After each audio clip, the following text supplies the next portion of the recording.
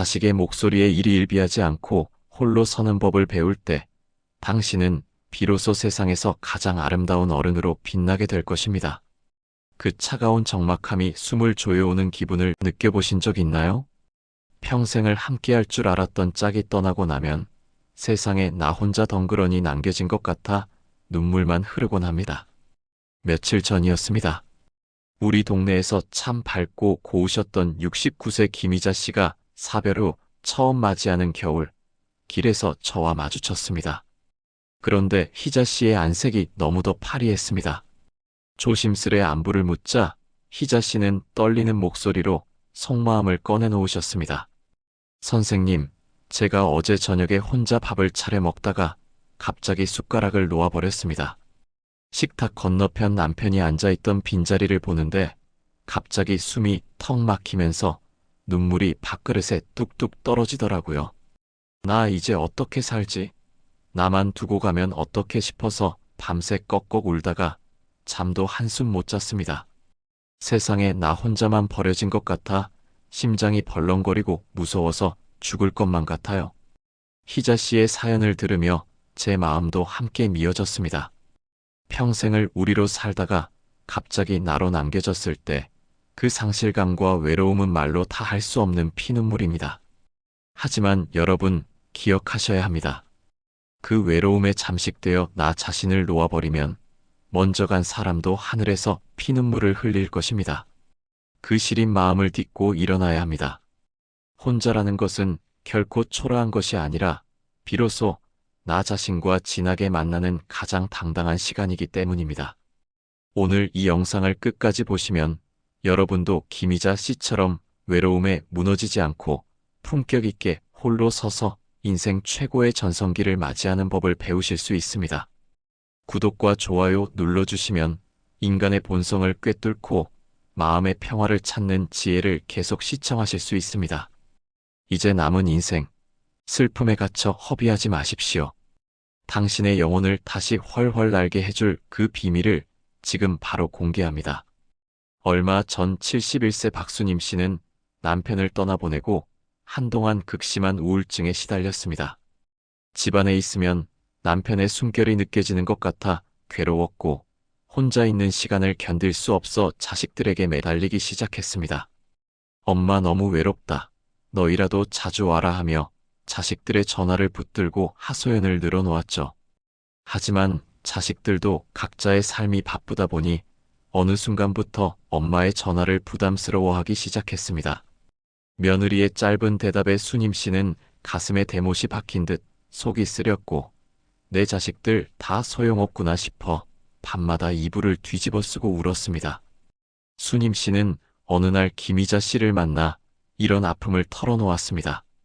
그때 희자 씨는 따뜻하게 손을 잡아주며 말했습니다. 수님 씨, 외로움은 병이 아니야. 그건 이제야 온전히 당신 자신을 돌보라고 영원히 보내는 초대장이야. 자식에게 의지하려 할수록 외로움은 더 커지는 법이라네. 수님 씨는 그 말에 정신이 번쩍 들었습니다. 심리학에서는 이를 실존적 고독의 수용이라고 합니다. 타인으로 채울 수 없는 인간 본연의 고독을 인정할 때 비로소 진정한 내면의 평화가 시작된다는 뜻이죠. 해설해 드리자면 우리는 평생 누군가의 아내로 어머니로 살며 나 자신을 잃어버렸습니다. 이제 혼자가 된 시간은 그 잃어버린 나를 되찾으라고 신이 주신 마지막 기회입니다. 자식에게 기대는 것은 일시적인 진통제일 뿐입니다. 수님 씨는 그날 이후 자식에게 전화를 줄이고 평소 배우고 싶었던 꽃꽂이를 시작했습니다. 혼자 있는 시간에 클래식 음악을 틀어놓고 꽃을 만지며 그녀는 처음으로 가슴이 벅차오르는 평온함을 느꼈습니다. 외로움이 괴로움이 아니라 사색의 시간으로 바뀐 것이죠. 철학자 니체는 고독은 당신을 더 높은 곳으로 이끈다고 했습니다. 수님 씨, 당신의 고독은 이제 슬픔의 늪이 아니라 당신의 영혼을 단단하게 만드는 대지입니다. 혼자 있는 시간을 두려워하지 마세요. 그 시간 속에 당신의 진짜 모습이 들어 있습니다. 자식의 목소리에 일희일비하지 않고 홀로 서는 법을 배울 때 당신은 비로소 세상에서 가장 아름다운 어른으로 빛나게 될 것입니다. 최근 67세 최정순 씨는 사별 후 한동안 집안에만 틀어박혀 지냈습니다.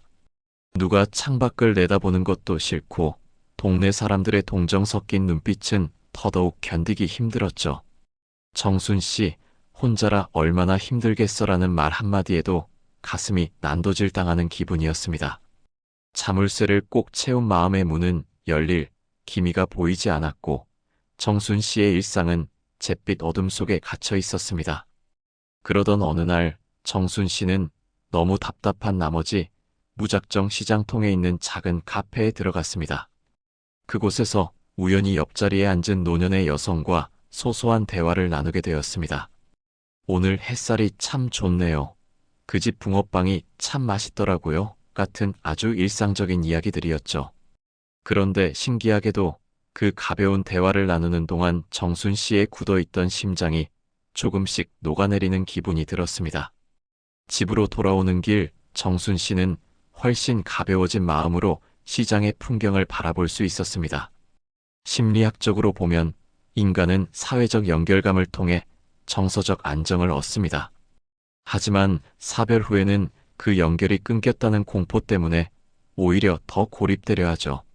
정순 씨가 경험한 것은 약한 유대의 힘입니다. 깊은 관계가 아니더라도 타인과 나누는 소소한 안부와 미소가 뇌에서 긍정적인 호르몬을 뿜어내게 합니다. 정순 씨는 이제 매일 아침 창문을 활짝 열고 시장통으로 마실을 나갑니다.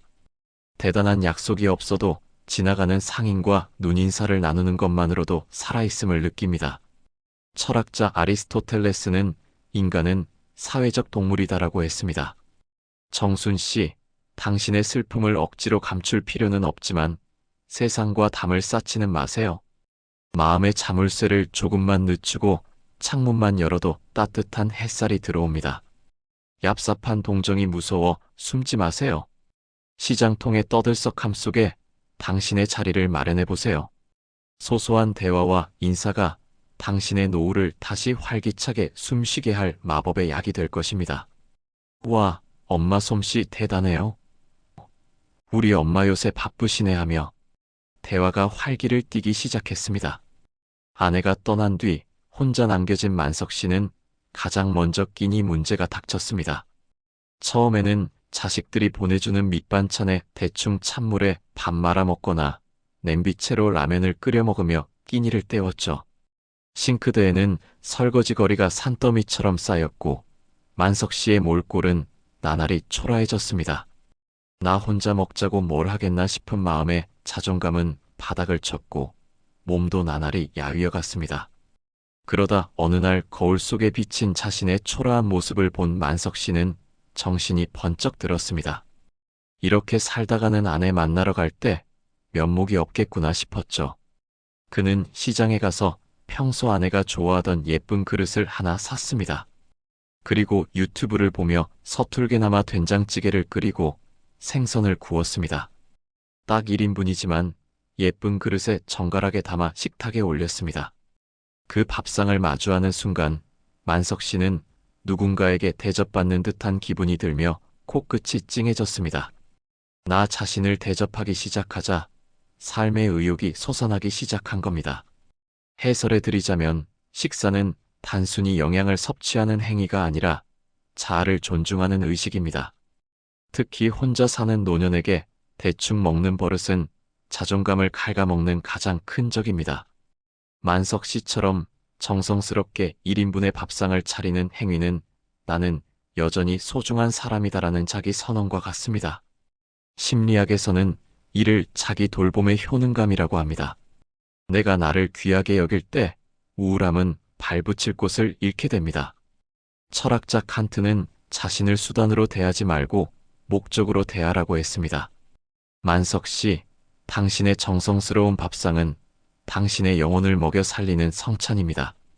혼자니까 더 근사하게, 혼자니까 더 품격 있게 차려 드세요. 김치 하나를 담아도 예쁜 접시에 담는 그 작은 노력이 당신의 노후를 초라함에서 위엄으로 바꿔줄 것입니다. 당신의 식탁이 빛날 때 당신의 인생도 다시 찬란하게 빛나기 시작할 것입니다.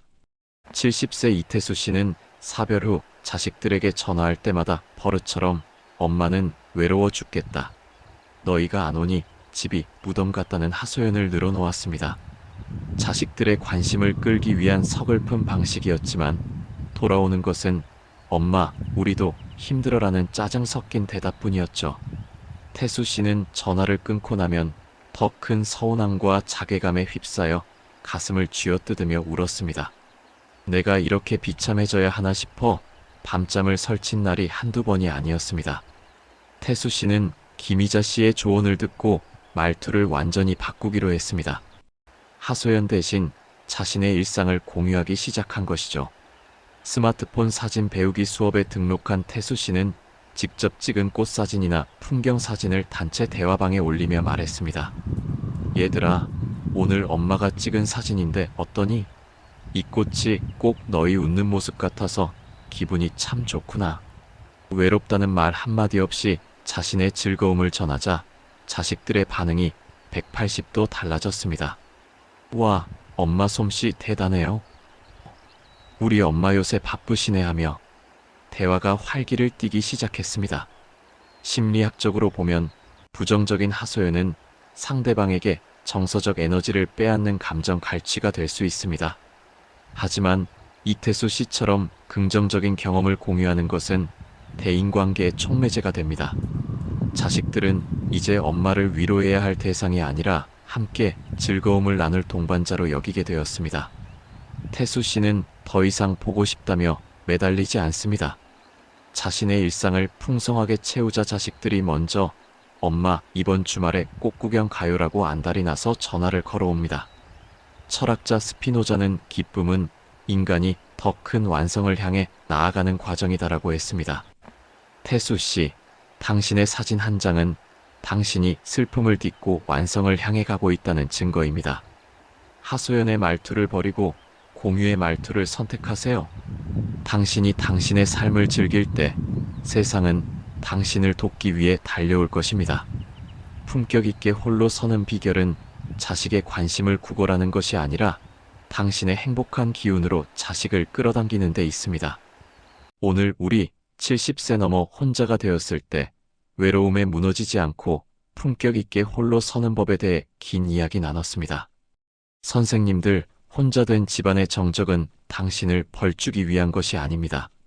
그것은 평생 남을 위해 사느라 지친 당신의 영혼을 쉬게 하고 비로소 나를 만나라고 세상이 준 선물입니다. 슬픔의 사진첩을 덮고 오늘의 일기장을 펼치십시오. 나를 위한 정성스러운 밥상을 차리고 거울 속 자신에게 따뜻한 안부를 건네십시오. 자식에게 의지하려던 손을 거두어 당신 자신의 가슴을 토닥여 주십시오. 혼자서도 충분히 행복할 수 있을 때 당신의 노후는 비로소 누구도 넘볼 수 없는 고결한 품격을 갖게 됩니다. 이제 홀로 선 당신의 인생 이막을 뜨겁게 축하합니다. 당신은 결코 혼자가 아닙니다. 당신 곁에는 평생을 치열하게 살아온 위대한 당신 자신이 함께하고 있습니다. 당신의 그 당당한 발걸음, 그 평온한 미소를 저도 진심으로 응원하고 축복하겠습니다. 당신의 남은 날들이 외로움이 아닌 자유의 향기로 가득하기를 소망합니다. 지금까지 인생 100가지였습니다. 구독과 좋아요 눌러주시면 관계가 한결 편해지는 심리 원리를 계속 전해드리겠습니다. 시청해주셔서 감사합니다.